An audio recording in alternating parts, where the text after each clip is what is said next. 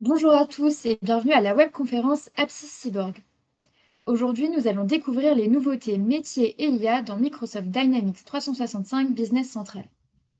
Nous allons passer une petite heure ensemble et cette session sera présentée par Grégory Duboz, directeur commercial Dynamics 365, Catherine Lange, responsable projet et ingénierie formation, et David Pexoto, responsable de marché et innovation Microsoft chez Apsis Cyborg.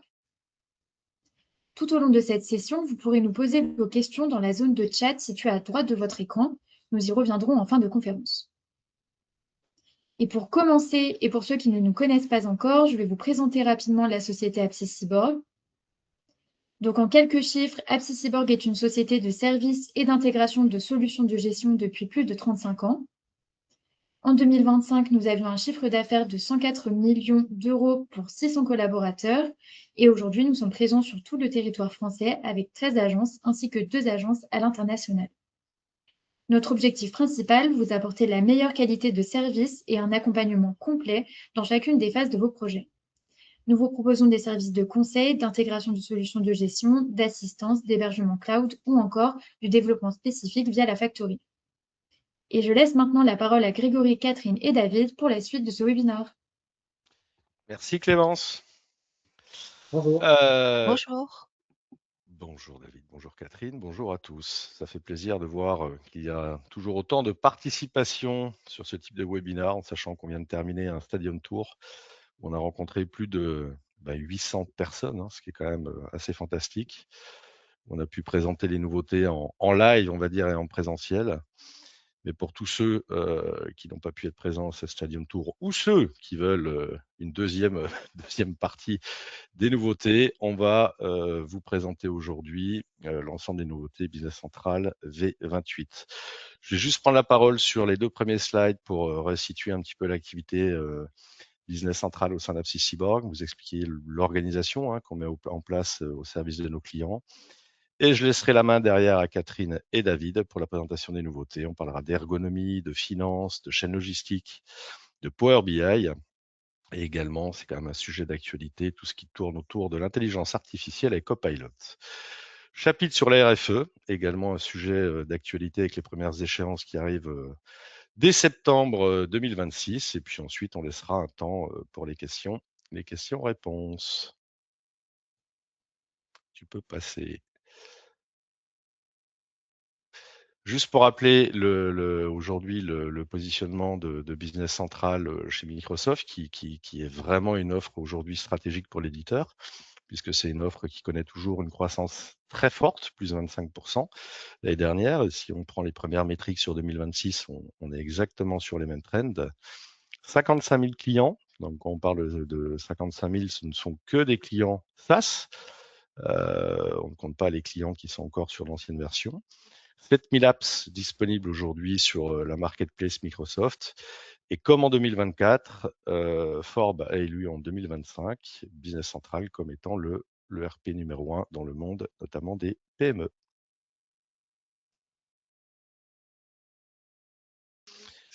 Si on fait un focus cette fois-ci sur les chiffres clés et l'organisation comme au service de nos clients au travers de Business Central, aujourd'hui l'activité Dynamics représente un quart de notre chiffre d'affaires. Vous avez vu sur les slides précédentes que Clémence a présenté. Donc, on a un éventail, on va dire, d'éditeurs aujourd'hui que l'on propose à l'ensemble de nos clients.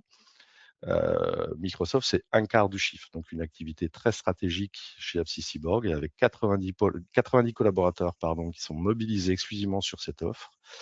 220 clients, dont la moitié est en SaaS, en sachant que tous les nouveaux clients aujourd'hui, on va dire que 99% optent pour ce mode d'hébergement. L'année dernière, ce sont 23 nouveaux clients qui nous ont rejoints et 15 clients qui sont passés du mode on-prem vers le monde SaaS. En termes on a également une activité internationale avec une équipe dédiée pour les déployer ces solutions dans des contextes internationaux. Et nous avons 50 partenaires dans le monde sur lesquels on peut s'appuyer, notamment pour nous accompagner sur tout ce qui va toucher aux spécificités légales, réglementaires, législatives, voire linguistiques dans certains pays. On est aujourd'hui suivi et managé par l'éditeur. Nous sommes le premier intégrateur donc, sur les solutions Dynamics. Et notre organisation est vraiment orientée au service de nos clients, avec un pôle innovation qui est dirigé par David Pexoto, ici présent, qui permet on va dire, de digérer l'ensemble des informations et des nouveautés à la fois fonctionnelles mais également technologiques que l'éditeur met à disposition de son écosystème et de pouvoir ensuite, on va dire, le diffuser et former l'ensemble de nos équipes delivery. 5 équipes delivery, donc on est vraiment dans une logique d'avoir des équipes proches de nos clients, avec une équipe internationale dont je parlais tout à l'heure, un centre de support, donc centralisé sur Villeneuve-d'Ascq, avec 7 consultants experts spécialisés pour assister, on va dire, au quotidien l'ensemble de nos clients, un centre d'expertise data, très important. Là, David, dans les nouveautés, et Catherine vont parler de tous les états aujourd'hui mis à disposition par l'éditeur, les états Power BI. Donc, ce centre d'expertise data peut vous accompagner, hein, en sachant que c'est une équipe de 12 personnes avec 5 personnes certifiées sur Power BI et sur Fabric. Et enfin, une équipe dédiée Modern Work. Donc ça, c'est important d'insister sur ce sujet, puisqu'aujourd'hui, Business Central communique avec l'ensemble de l'écosystème Microsoft, qu'on parle de M365, donc les suites collaboratives, du SharePoint, de la sécurité, du CRM également. Donc, il est important de pouvoir proposer un ensemble de services qui va vous permettre de pouvoir déployer, si besoin, en tout cas, l'ensemble des solutions proposées par l'éditeur.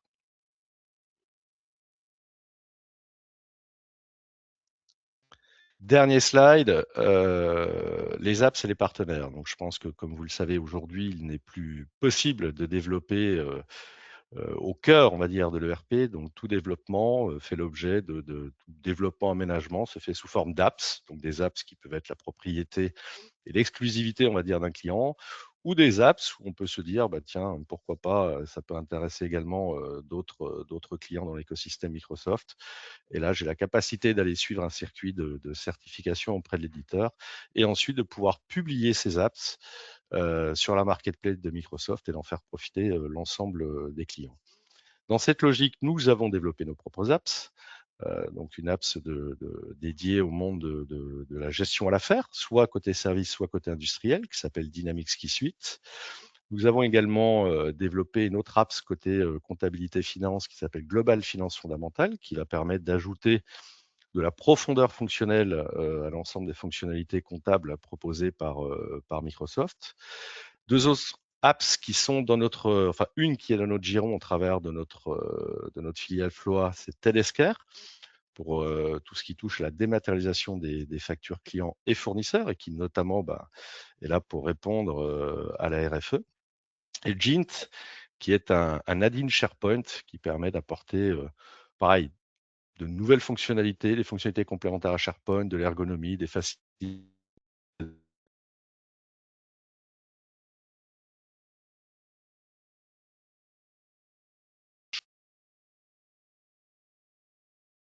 Grégory, on ne t'entend plus. Et puis de l'autre côté, donc, merci, nous avons. Ah, vous m'entendez ou pas? Tu m'entends? Il y a une Maintenant, coupure. oui. Est-ce que c'est bon? Oui, Dites-moi. oui, 1, 2, 3 et c'est micro. oui, c'est Bon, bon. parfait.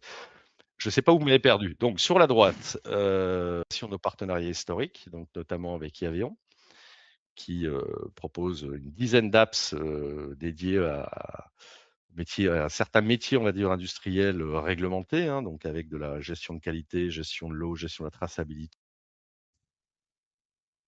IDIN sur la partie TMS. Et enfin, Continia, qui est le pendant de Telescare, donc solution intégrée à Business Central sur tout ce qui touche à la dématérialisation des factures clients et fournisseurs. Et j'en ai terminé pour ma partie. Je vais laisser la parole à Catherine.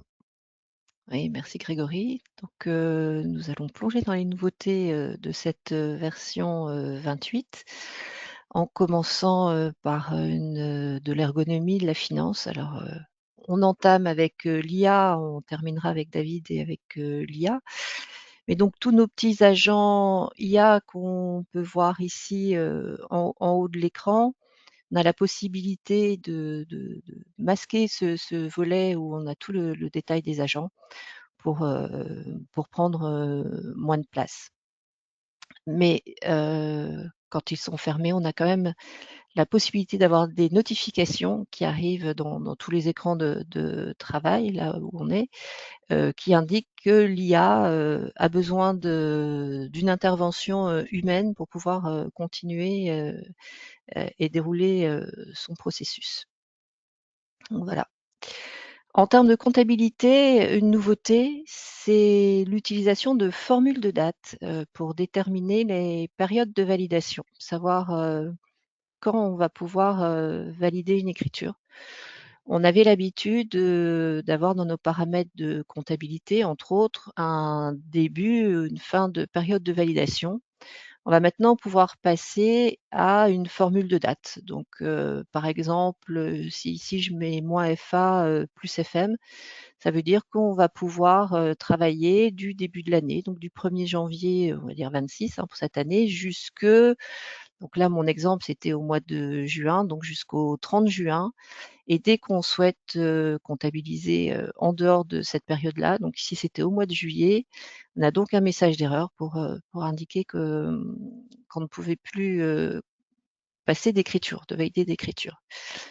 Voilà, donc ça permet de faire quelque chose de plus arriver et devoir modifier tous les mois les périodes si on ne faisait pas de clôture mensuelle. Alors d'autres sujets qui arrivent, qui sont là, qui ne sont pas nécessairement utilisés en France, mais Microsoft continue l'intégration dans les versions internationales, donc pour tous les pays, d'obligations légales ou de développement qui étaient faites dans l'un ou l'autre des pays.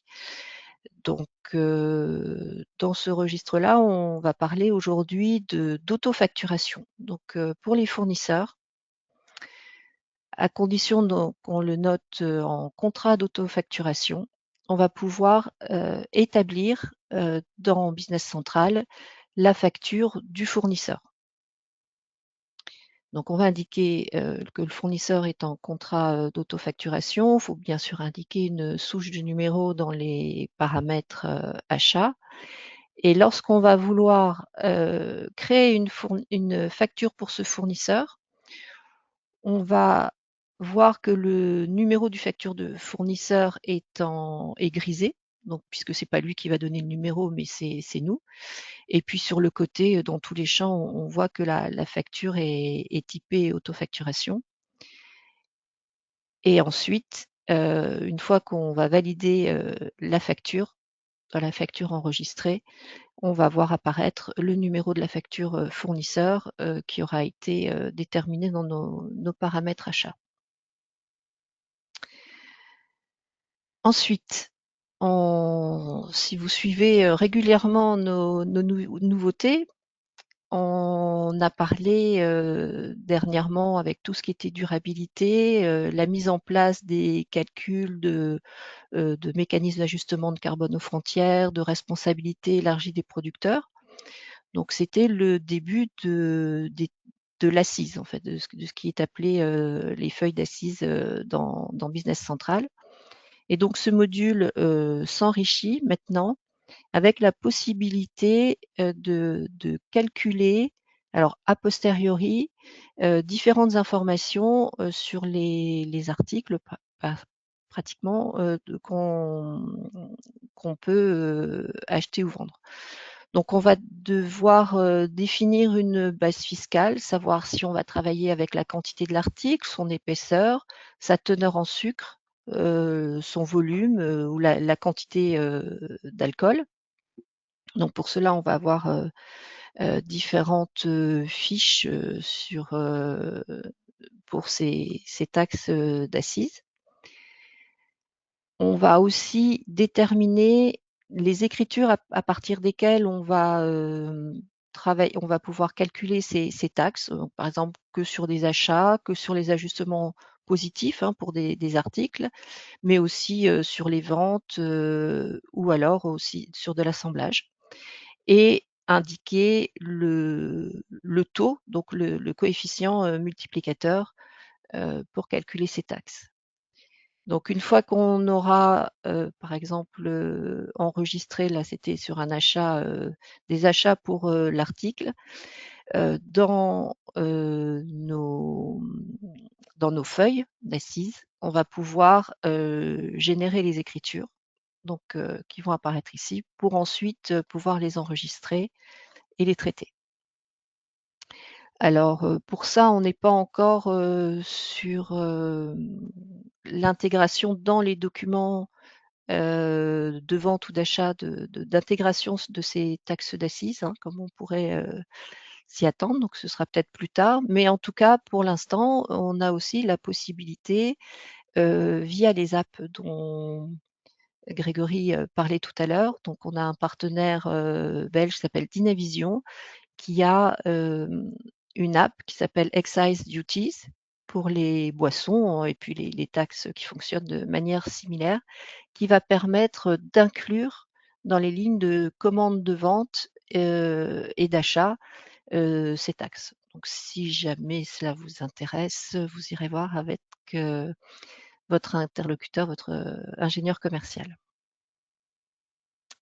Alors autre, nouveauté, c'est la retenue à la source. Alors, retenue à la source, là, qui est simple et qui est à utiliser avec le fournisseur.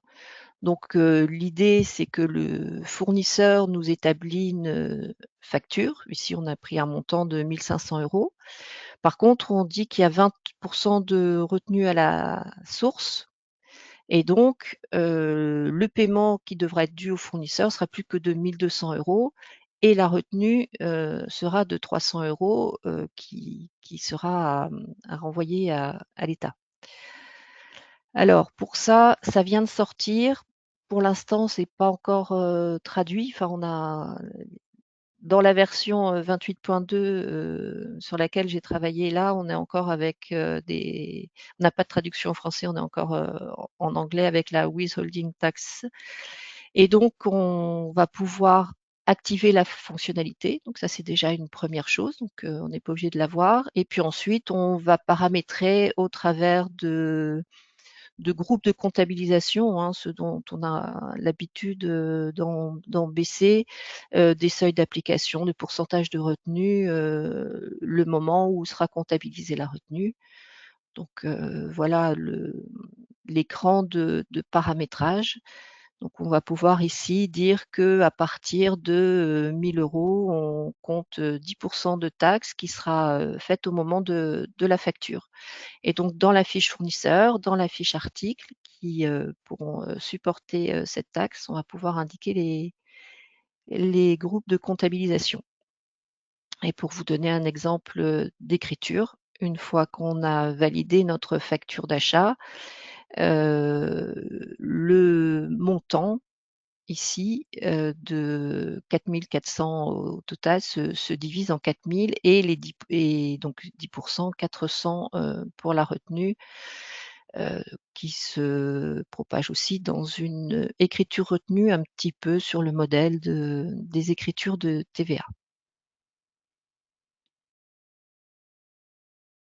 On passe ensuite, aux immobilisations. Donc là, pour les immobilisations, on a la possibilité de déduire finalement un montant proportionnel, au montant d'acquisition. Heu, Ce montant va venir se déduire du montant d'acquisition pour, pouvoir, calculer les amortissements, par la suite. Donc, c'est ce qui s'appelle l'amortissement de la prime. On va déterminer dans les paramètres immobilisation, le pourcentage à déduire et la date, d'effet à partir de laquelle on va pouvoir le faire.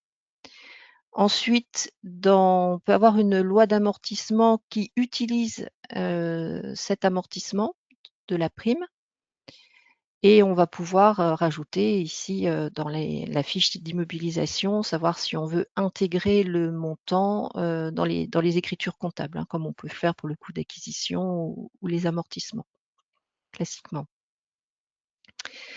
Et donc, la façon dont ça va se passer, donc là, on était sur 20 Donc, si on a acheté une machine pour 120 000 €, on va garder, on va retrancher de ces 120 000 €, 24 000 € de primes, donc qu'on va retrouver ici dans les 2 premières écritures avec un nouveau type compte IMO d'amortissement de primes, donc de 24 000.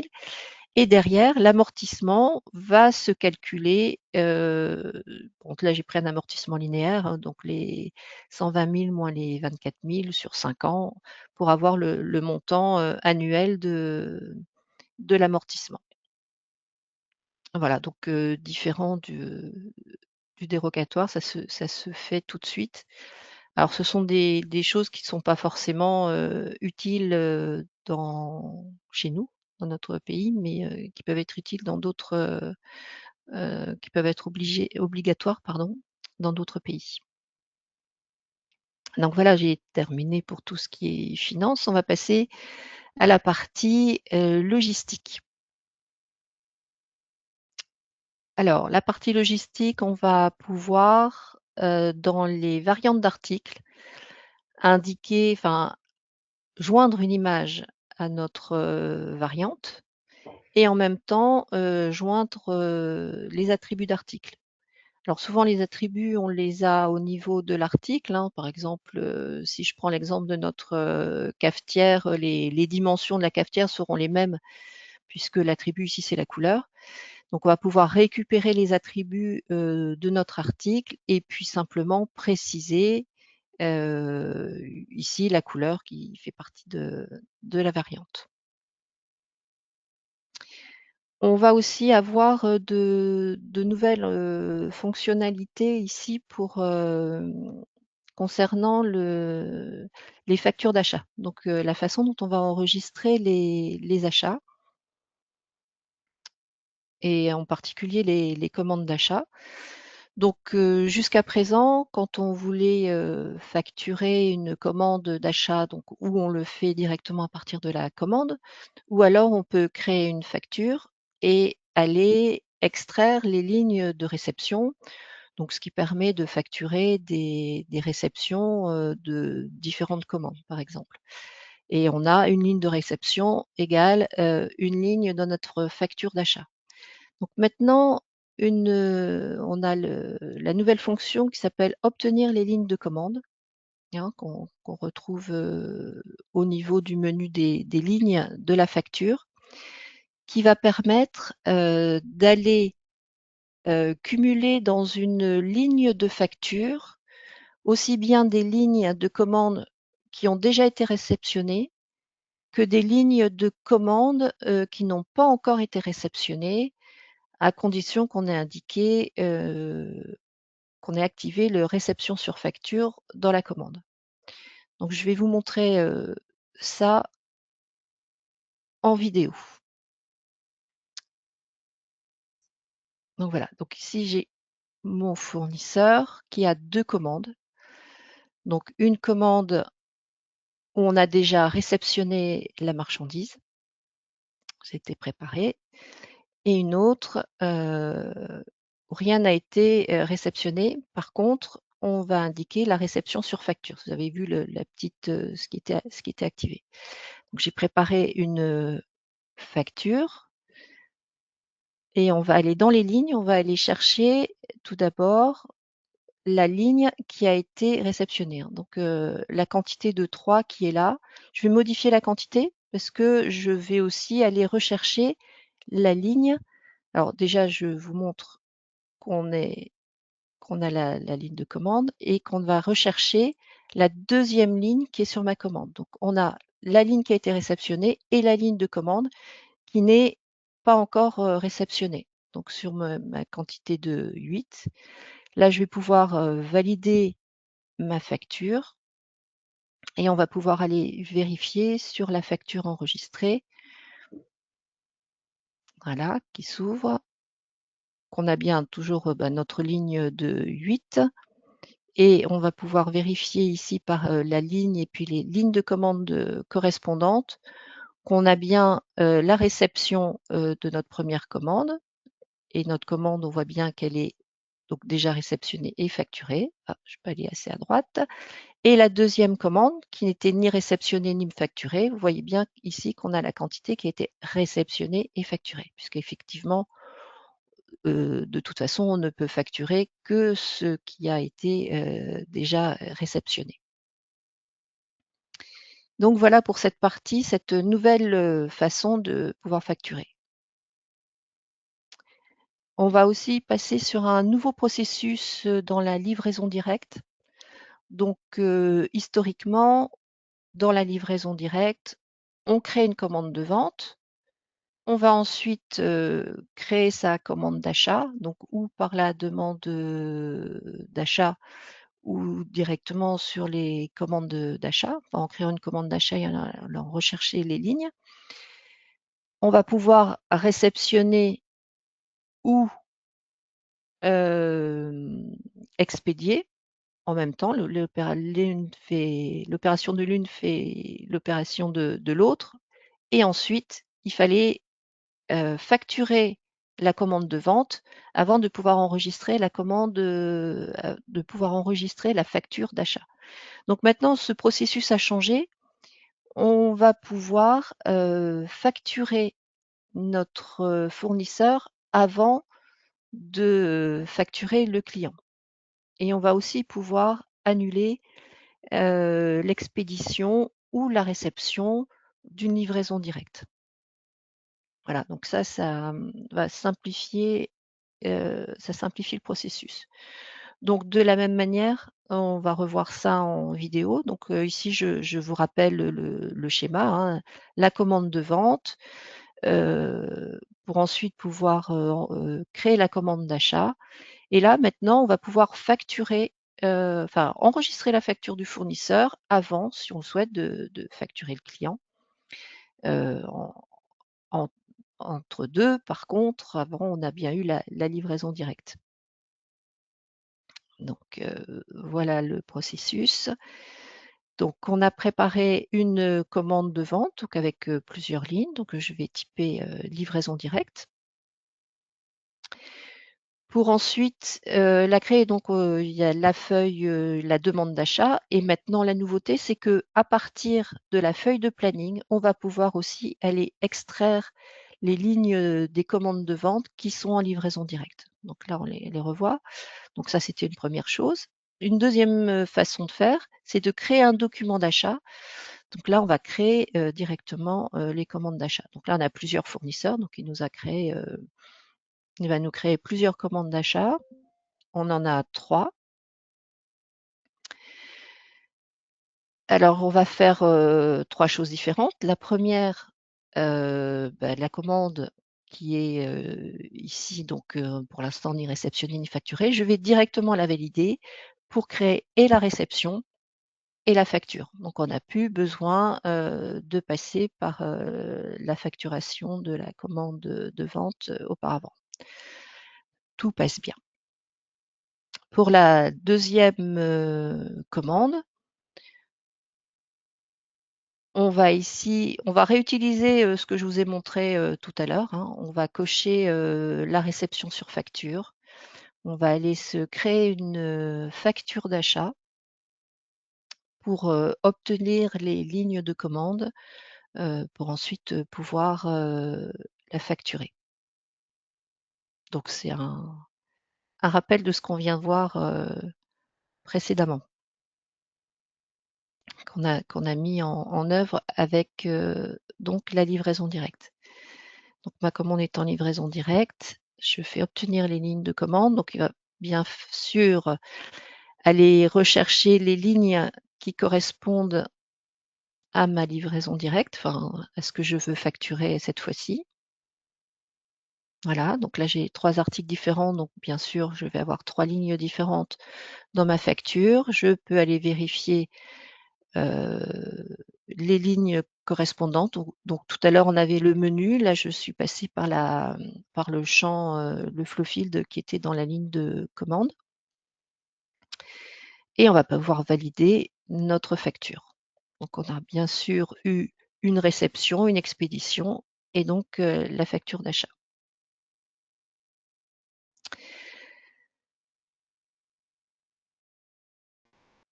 Donc on voit que nos lignes sont réceptionnées et facturées de notre commande d'achat.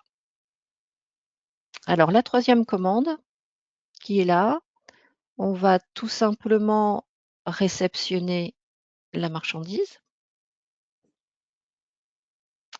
Et s'il s'avère que l'on s'est trompé, on va aller chercher notre bon de réception et pour annuler la réception. Donc l'annulation de la réception se fait comme d'habitude, hein, comme vous avez l'habitude de le faire, donc à partir de la ligne de réception que l'on sélectionne et on va cliquer sur annuler réception. Donc on avait auparavant un message d'erreur avec la livraison directe. Maintenant, on a la possibilité de le faire. Voilà, donc on a toujours notre quantité qui est à recevoir. Si je retourne sur ma commande de vente, on voit donc que les différentes lignes, sauf l'avant-dernière, sont toutes expédiées, facturées, non pas facturées, puisqu'on n'a pas facturé à partir de la commande de vente, et on voit bien que la dernière, elle reste bien à facturer. Donc voilà le nouveau process qui est en place sur la livraison directe.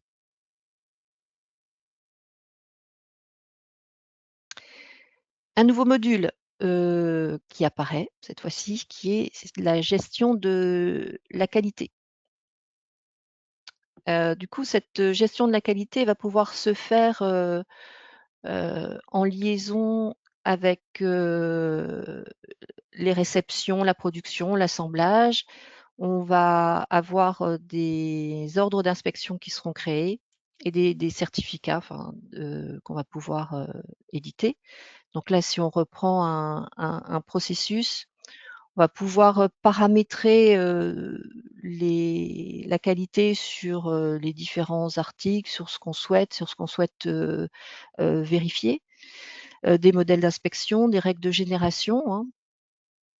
Quand on va déclencher les inspections, ensuite, une fois que l'ordre d'inspection est créé, on va enregistrer les mesures et les résultats. On va pouvoir éventuellement réinspecter. On va bloquer des lots, hein, ou les libérer. Et puis, on a des workflows qui vont fonctionner avec la qualité. Alors, une petite une vidéo aussi sur le sujet. Donc, j'ai pris le cas d'espèce d'une commande d'achat qui arrive avec du café. Donc, on a acheté du café qui est géré par l'eau. On va réceptionner donc notre lot de café et on a donc une notification qui nous dit qu'un ordre d'inspection a été créé puisqu'on l'a paramétré tel quel. On va pouvoir l'ouvrir et vérifier que c'est bien relatif à notre article, notre numéro de lot. On avait une taille d'échantillon d'une quantité de 3 et puis on a le modèle, donc c'est ce qui va nous déterminer ce qu'on va devoir inspecter pour cet article, pour ce lot. Donc là, différentes possibilités, hein, de tests, donc ou indiquer une valeur ou aller choisir dans une liste ou un booléen, un oui, un non. Ici, on est encore en train de choisir et à chaque fois qu'on donne une réponse, vous voyez sur la droite, on a le résultat qui apparaît. Donc là, par exemple, je mets que le grain est irrégulier et donc le résultat est en échec. Donc tout ça, ça veut dire que mon ordre d'inspection va être en échec. Donc là, il y avait d'autres petites choses, donc entre autres du texte, hein, par exemple. Voilà, on va laisser continuer.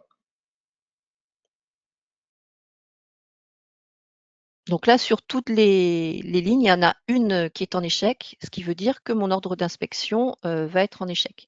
On va pouvoir aussi, pour la suite, prendre une photo, joindre un document à l'ordre d'inspection, hein.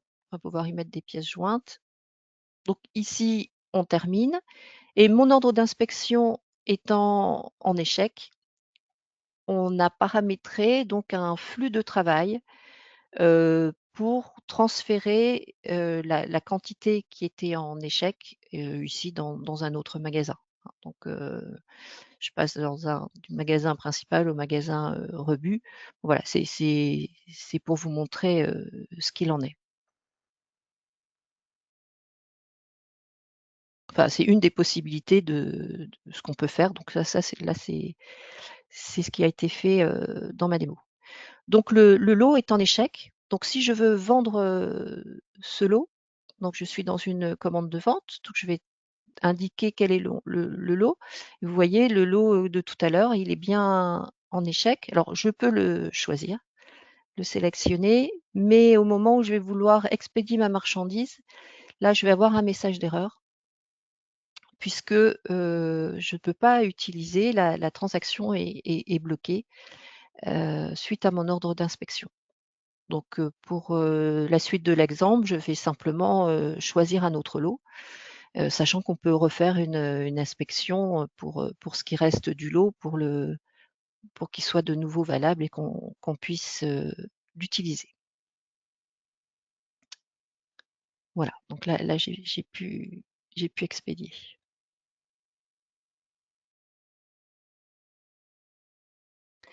Donc voilà ce qui se termine pour la partie approvisionnement.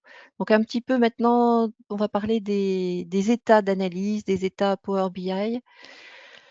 Les apps Power BI ont été revues pour certaines par exemple tout ce qui est contrat et souscription, ajout d'infobules, l'apparence des différentes analyses qui sont plus cohérentes avec les autres apps.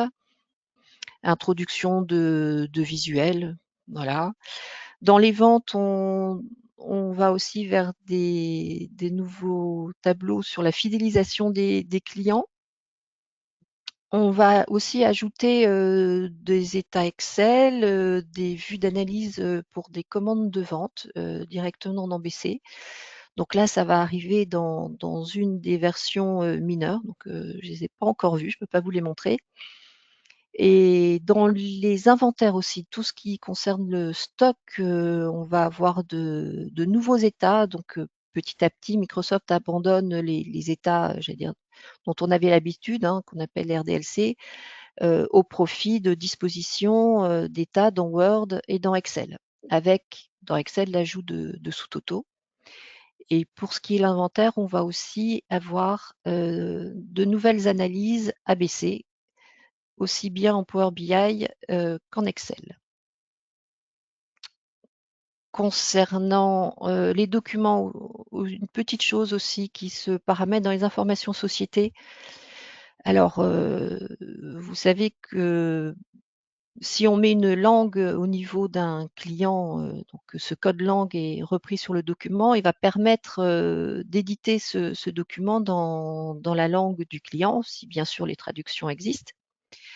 Par contre, si l'utilisateur, lui, travaille dans une autre langue, c'est cette langue de l'utilisateur qui est utilisée pour émettre les documents.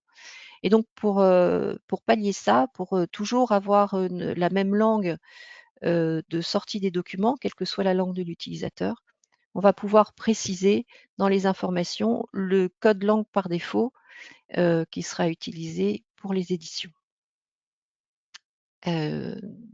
Voilà pour ma partie. J'étais un petit peu bavarde, mais j'espère que j'ai laissé assez de temps à David qui va vous parler de Copilot et de l'intelligence artificielle. Merci Catherine, c'était très riche. Merci, merci. Alors, cette première diapo se destine à planter un petit peu le décor et à laisser justement comprendre les différents niveaux d'IA qui sont d'ores et déjà proposés et présents dans Business Central ou autour de Business Central. Donc, si on observe ce diagramme de la gauche vers la droite, on va retrouver un certain nombre de fonctionnalités motorisées par Copilot dans Business Central et qui sont incluses de façon native et qui ne consommeront pas de crédit à proprement dit. Contrairement à ce qui apparaît au centre de l'écran, qui représente en fait les différents agents qui viennent enrichir et augmenter finalement les capacités de l'être humain dans son usage qu'il fait autour de Business Central. Donc à gauche, on va retrouver des agents d'aide à l'analyse, des chats avec Copilot, la possibilité de faire des demandes de résumé. L'être humain, l'utilisateur, va pouvoir poser des questions sur une fiche client, à partir d'une fiche client, et retrouver sur l'encart en haut à droite de Copilot le détail statistique des éléments clés qui concernent ce client, qui concerneront un fournisseur, par exemple. L'aide à l'analyse, en fait, consiste simplement à, plutôt que de venir créer soi-même son tableau croisé dynamique, vous savez, de passer en vue d'analyse une liste d'écran, eh bien, en fait, de prompter la demande directement à Copilot, lui indiquer que on veut regrouper la liste des écritures clients par famille de clients, par famille d'articles, par groupe de comptabilisation, et puis les répartir par trimestre ou par section analytique ou par un axe en particulier. Voilà, tout ça, finalement, permet de faire la demande plutôt que de le faire soi-même avec ses doigts et la petite souris. Eh bien, Copilot se charge de tout. On a également des fonctionnalités de suggestion de texte marketing et de vente et de rapprochement des comptes bancaires qui existent maintenant depuis un certain temps, hein. Tout ça, c'est arrivé il y a déjà maintenant plus d'un an.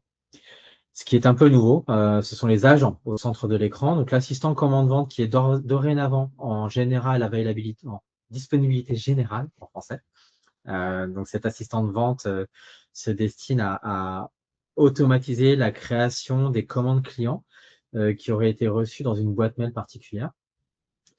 De la même manière, le Payable Agent, qui est pas encore en général availability en France, mais qui le sera bientôt, permet, lui, en fait, d'enregistrer les factures de vos fournisseurs directement à l'aide de Copilot. Donc, Copilot se charge de interpréter le contenu du corps du mail, le contenu de la facture de votre fournisseur, pour l'enregistrer dans le Business Central, effectuer le rapprochement, comme Catherine l'a montré juste avant, le rapprochement avec les commandes d'achat et les réceptions d'achat en question.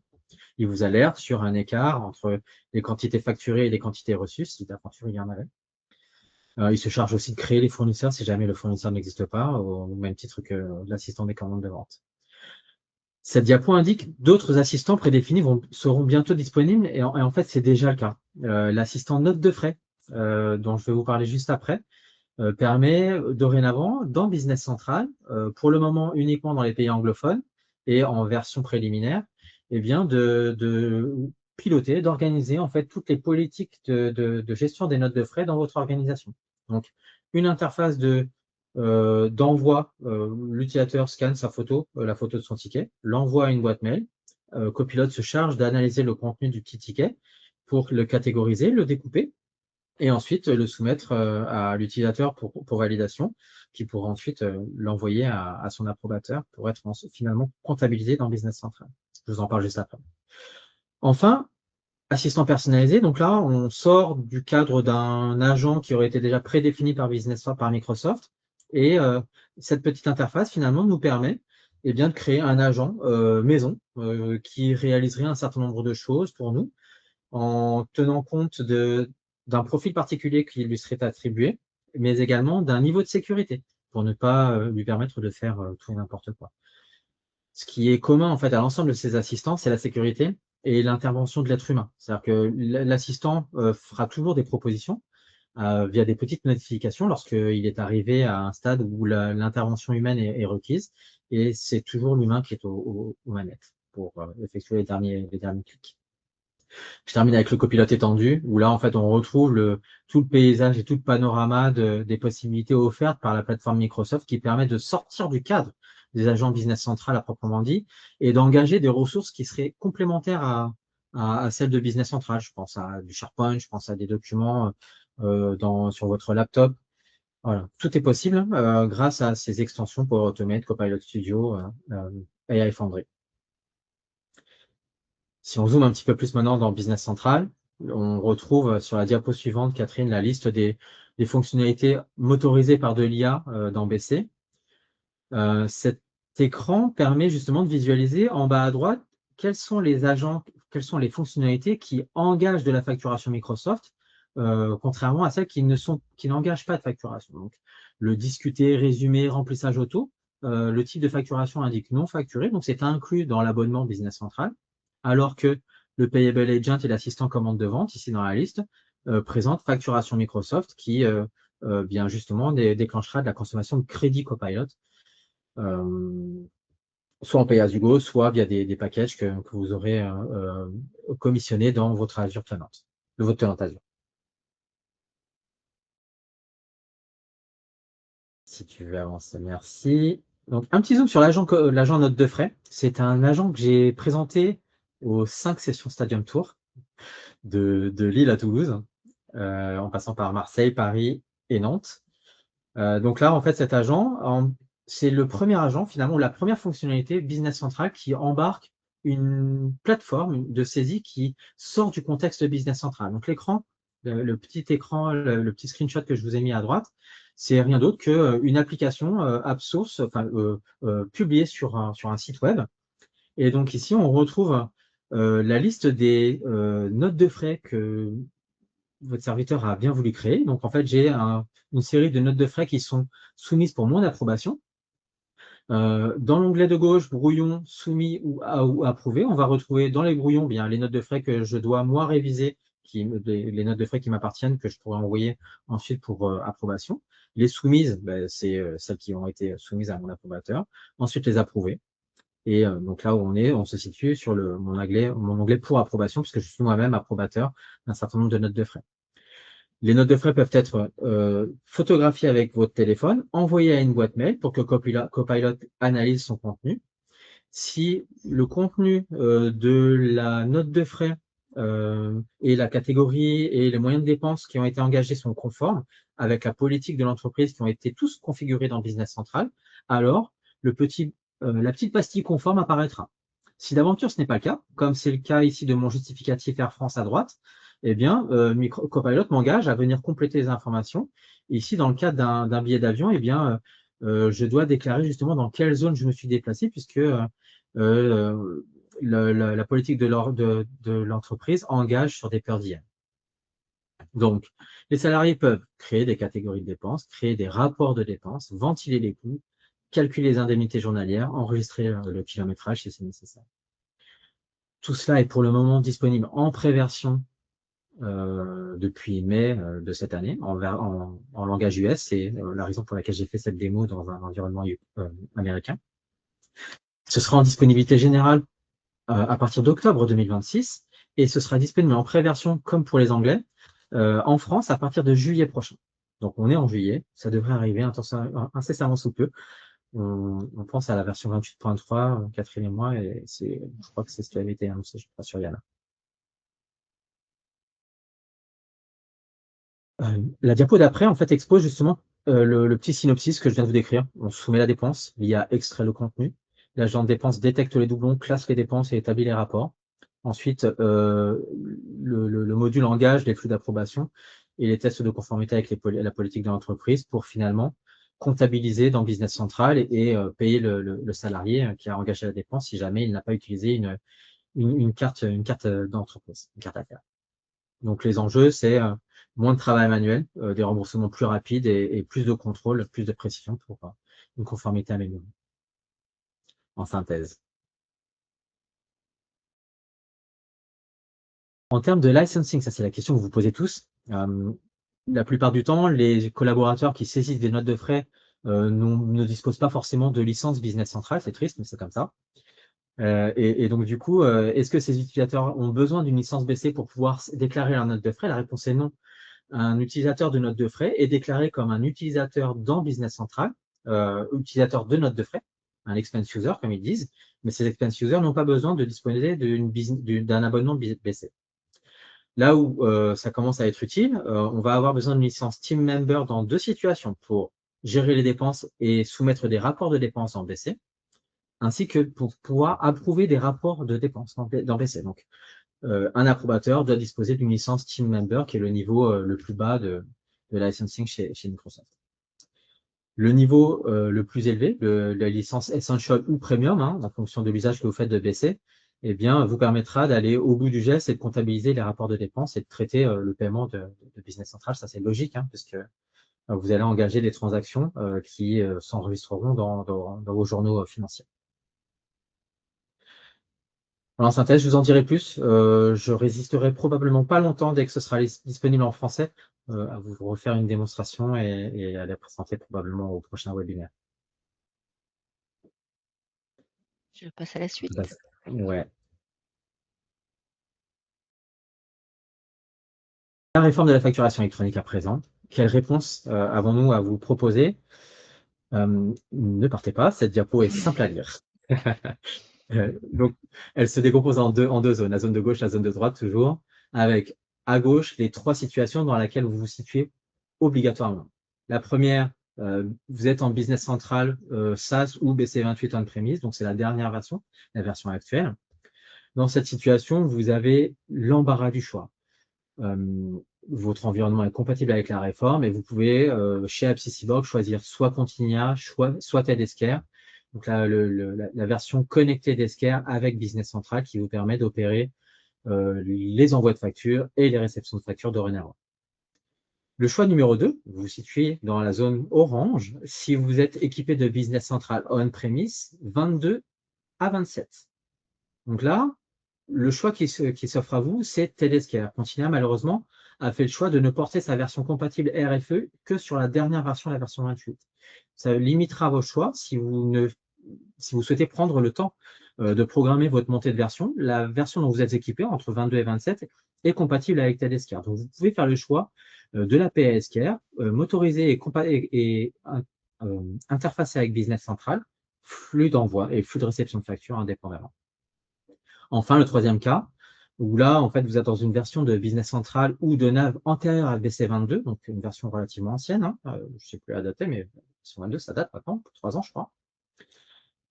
Et bien là, votre environnement nécessite une mise à niveau. Ça devient urgent. Vous pouvez programmer votre migration vers Business Central SaaS. Malgré tout, vous pouvez prendre le temps parce qu'on a quand même une solution à vous proposer. C'est-à-dire que nous sommes en mesure de vous mettre à disposition une version de la plateforme Esquerre, à proprement dite, sans interface avec Business Central. L'objectif étant de vous permettre de pouvoir toujours réceptionner vos factures fournisseurs, les factures de vos fournisseurs qui sont, eux, éligibles à l'envoi de factures clients, de leur côté, eh bien, eux pourront vous envoyer leurs factures en question. Donc, je pense à Orange, je pense à les factures d'électricité, eux sont sujets à envoi de factures électroniques via PA, et bien, vous pourrez les recevoir via la plateforme Esquerre et les ressaisir sereinement dans votre ancienne version de nav et prendre le temps de migrer vers Business Central SaaS. Si tu fais un petit clic, Catherine, c'est la suite des festivités ou plutôt du programme pour les personnes qui sont toujours dans la section 3. Ces personnes-là peuvent, je le répète, prendre le temps de migrer vers Business Central SaaS pour, in fine, pouvoir ensuite choisir soit de rester sur la plateforme Esquerre, pour lesquelles ils ont déjà pris des habitudes et pour lesquelles tous les utilisateurs sont heureux de pouvoir traiter leurs factures fournisseurs entrants, pour aller encore un peu plus loin et envoyer leurs factures via Tedescaire. Ou faire le choix de continuer si d'aventure votre programme de migration était finalement aligné avec vos engagements de mise en conformité. C'est tout pour la partie gauche. On bascule maintenant sur la partie droite de cette diapo où on retrouve finalement les deux solutions. Continia pour la facturation électronique intégrée à Business Central, c'est un des éléments différenciateurs qui existe entre Continia et Tedescaire. Hein. C'est que Continia est très incrusté, très intégré dans Business Central. Ils ont une couverture native des principaux cas d'usage. Ils nous ont annoncé il y a 3 semaines qu'ils allaient en fait les enrichir et en traiter toujours de plus en plus au fil des semaines. Et donc tout ça pour une expérience utilisateur directement dans le RP. Contrairement à la plateforme Tedescaire qui, elle, en fait, embarquera les collaborateurs qui traiteront des factures fournisseurs ou des envois de factures, du cycle de vie, etc., en dehors de l'environnement Business Central, sur une plateforme moderne, motorisée par Esquerre, de l'IA à tous les étages, des fonctionnalités P2P enrichies avec des flux d'approbation sur des demandes d'achat et des orchestrations de validation de factures également un peu plus profondes. Donc ces deux solutions ont chacune d'entre elles des arguments. Vous pourrez faire le choix en fonction de la situation dans laquelle vous vous trouvez. Je termine sur le fait que si d'aventure vous n'aviez encore pas entamé de réflexion ou de réflexion autour de la mise en place justement de la RFE dans votre écosystème, dans votre organisation, vous pouvez faire appel à notre cellule conseil qui pourra vous accompagner, cartographier vos processus et identifier les différents cas d'usage qui existent chez vous. Voilà, pour faire simple, 3 solutions pour les 3 situations. Merci David. Merci à tous. Merci beaucoup Grégory, Catherine et David pour cette présentation. Et donc passons maintenant à la session questions-réponses. J'ai une première question. Connaissez-vous plus ou moins les tarifs pratiqués par les deux PA?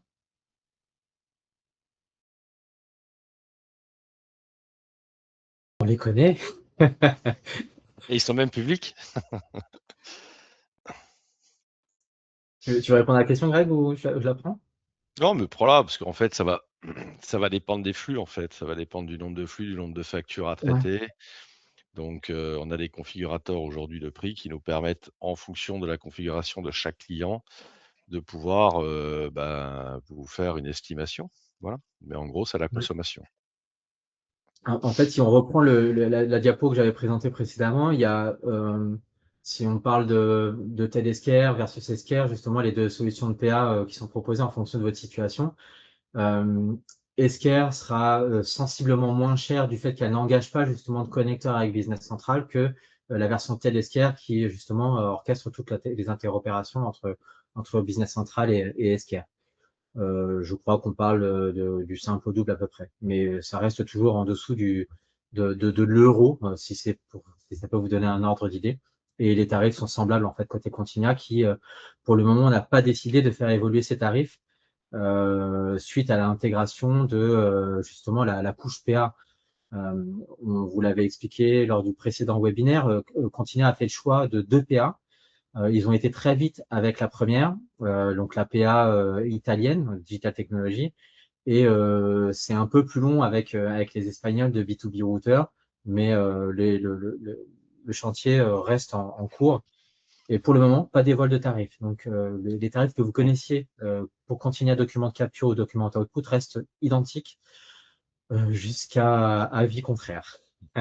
Je peux pas, je peux pas m'engager en tout cas sur ce qu'ils feront à moyen terme, je dirais 6 mois. Nous avons une autre question concernant la nouvelle fonction obtenir les lignes de commande pour rapprocher les factures. Est-ce intégré dans TED-Esquerre?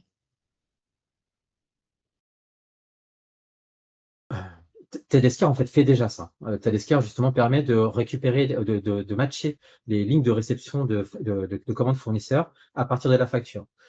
Est-ce que ils savent le faire à partir d'une commande qui n'aurait encore pas été réceptionnée? Je ne sais pas répondre, j'en doute pour le moment, puisque la nouveauté est très récente.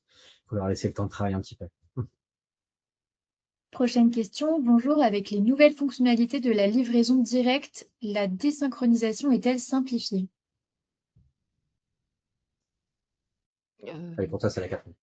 Oui, alors des synchronisations, je sais pas, mais enfin, oui, ça pour moi, c'est simplifié étant donné qu'on a pu, on peut faire les choses dans l'ordre dans lequel on le souhaite. Puisqu'avant on était obligé quand on parle puisque c'est au niveau de la facturation, on était obligé de facturer la commande de vente avant de pouvoir enregistrer, la facture fournisseur. Maintenant, on peut faire, l'un ou l'autre comme on le souhaite. Il y a plus d'ordre à respecter. Mmh. Et le fait de pouvoir annuler, la réception, expédition, de la livraison directe, tant que la commande n'est pas facturée bien sûr, ramène aussi, beaucoup de simplification. Oui, ils ont fait tomber toutes les barrières qui nous Ouais. empêchaient de faire ce qu'on voulait avant. Merci. Prochaine question concernant la RFE. Quand pourrons-nous avoir accès à la PA de Continia afin d'effectuer des tests? Excellente question. Aujourd'hui, Continia nous a d'ores et déjà mis à disposition une version bêta. Cette version bêta se destine à récolter, collecter nos retours sur les différentes fonctionnalités qu'ils ont engagées, à savoir l'automatisme, vous savez, d'identification des cas d'usage en sortie de facture, pour les factures sortantes. Ils ont intégré un moteur qui permet justement automatiquement d'identifier dans quel cas d'usage cette facture se situe, en fonction de critères qui sont paramétrables. En fait, ces tests-là vont se dérouler de façon continue sur juillet et août pour avoir une version conforme dans le courant août et disponible à la date prévue dès septembre. Merci. Question suivante. Le module qualité est applicable à un article ou à un lot? Est-il applicable à une expédition entrepôt ou une préparation ou toute autre activité, par exemple pour double contrôle et ou contrôle qualité sortie magasin. Alors, Elle est j'ai pas. détaillée ta question. Oui, c'est ça. À l'étage. Alors là, on l'a vu pour un article, mais on va pouvoir aussi l'utiliser pour de l'assemblage, pour de la production. Alors, je n'ai pas testé personnellement avec les expéditions entrepôts. Il me semblerait que oui, mais puisque ça fait une réception, mais je l'ai pas testé moi-même encore. On pourra apporter le complément plus Ouais. tard. On va checker. Alors, puis d'autres questions. Est-il possible de travailler avec une autre IA que Copilot au niveau de BC? Ça, c'est pour David. Alors, Copilot embarque un certain nombre d'IA, GPT, et embarque Claude. OpenAI, embarque Claude. Et donc, l'ensemble de ces LLM sont mis à disposition au travers de Copilot dans un environnement sécurisé. Donc, est-ce qu'il est possible d'utiliser d'autres IA que Copilot? Je dirais que Copilot n'est pas forcément une IA à proprement dit, c'est une sorte de réceptacle sécurisant de l'usage que vous ferez des différentes LLM qui composeront votre environnement Copilot. Donc dedans, vous avez du Claude, vous avez du ChatGPT, vous avez de l'OpenAI et toutes les nouvelles LLM qui vont sortir à terme. Tout ça est piloté par Microsoft. Si vous voulez faire l'usage d'autres IA en direct sans passer par Copilot, c'est peut-être ça la question, alors l'usage du MCP Server, qui est une fonctionnalité qui est apportée par Anthropic, vous permettra de faire ça. C'est-à-dire que le MCP Server vous permettra de pouvoir engager des ressources et d'autres IA type Claude en direct et d'utiliser les ressources de Business Central connectées à votre MCP Server. Et donc votre petit agent qui utilisera cette IA Cloud et les ressources Business Central ou des ressources SharePoint. Le MCP Server, c'est un peu la clé qui vous permettra simplement de créer des agents qui consomment de la ressource Business Central et qui consomment absolument tout ce que vous aurez besoin et tout ce qui existera dans votre organisation. Puisqu'il je ne sais plus combien de connecteurs ils ont intégrés là-dedans, mais il y en a plusieurs centaines. Je rechercherai le nom. On nous demande aussi, y a-t-il de nouvelles apps pertinentes sur le CBN? Sur le CDN, Le CBN. Alors, pas nativement là, donné par MS. Après, je ne les connais pas sur s'il y en a sur l'AppSource. Ok. j'ai pas bien compris. Des apps Répétez la question. pour compléter en fait les fonctionnalités de CBN intégrées à Business Central. C'est ça la question. Mais bien sûr. Quelques. Alors sur l'AppSource, pas encore, mais ça va arriver. C'est une Mm. très très bonne question. En fait, on se projette dans l'avenir à très court terme. Je pense avant. Je peux pas m'engager, mais je dirais que sur Q3, vous verrez arriver une nouvelle application éditée par Apsys Cyborg qui permet justement de réaliser ce type de calcul, de faire des prévisions en fait de consommation et d'établir des calculs de besoins de votre inventaire basés sur des prévisions qui sont basées sur l'historique de ce qui s'est passé dans votre base de données. J'en dis pas plus, mais ça vaudra son pesant de cacahuètes. Alors, on a encore quelques questions. Est-ce que l'intégration de Copilot dans Dynamics est une option ou est-ce qu'elle est innée à la nouvelle version de SaaS? Elle est attachée à la version Business Central SaaS, absolument. Et c'est les agents Copilot qui consomment des crédits ne consommeront des crédits que si l'utilisateur, l'humain, le décide. Donc l'administrateur doit accepter justement l'usage de Copilot et souscrire à soit un forfait pay as you go, consommation en fait au fil des exécutions de l'usage, ou alors d'acheter un package de crédits. Je crois que le package font 25 000 crédits, quelque chose comme ça, pour quelque chose comme $200. Si vous voulez faire une utilisation sous contrôle, même si le Pay as you go peut aussi engager du contrôle, hein, vous fixez un plafond de consommation, vous dites je ne veux pas consommer plus de 100 € sur le prochain mois et le copilote s'arrêtera de consommer dès que vous aurez atteint ce palier. Oui, en complément, dans la page de configuration que tu avais montrée, on voit les agents, ou les fonctionnalités qui sont actives, on peut les désactiver. Si on ne souhaite pas les utiliser, on désactive, le rapprochement bancaire ou le résumé ou toutes ces choses-là. Voilà, on peut choisir, hein. C'est comme, un petit peu les apps, on parlait là de la qualité. Si ça vous intéresse pas, dans la liste, des apps, qui sont, intégrées nativement quand on installe, BC, on peut venir les désinstaller. Et comme elles sont gratuites, les réinstaller si on en a besoin, plus tard, hein. Mmh. D'ailleurs, je rebondis aussi sur l'agent autonome, enfin l'agent personnalisable. Si vous souhaitez voir à quoi ça ressemble, en fait, pendant le Stadium Tour, j'ai fait une petite démo. J'ai créé un agent qui permet de créer automatiquement des demandes d'achat et par rebond de créer des commandes d'achat de façon automatique en comparant un set de sécurité avec l'état d'inventaire. C'est une démo qui dure un peu moins de 7 minutes et si vous souhaitez la recevoir, euh, envoyez un mail à votre ingénieur commercial préféré et il me contactera ou il dispose déjà en fait d'un accès sur notre SharePoint et il pourra retrouver la vidéo. Je vais prendre une dernière question et pour toutes les questions auxquelles nous n'avons pas pu apporter de réponse, nous allons revenir vers vous pour vous y répondre rapidement.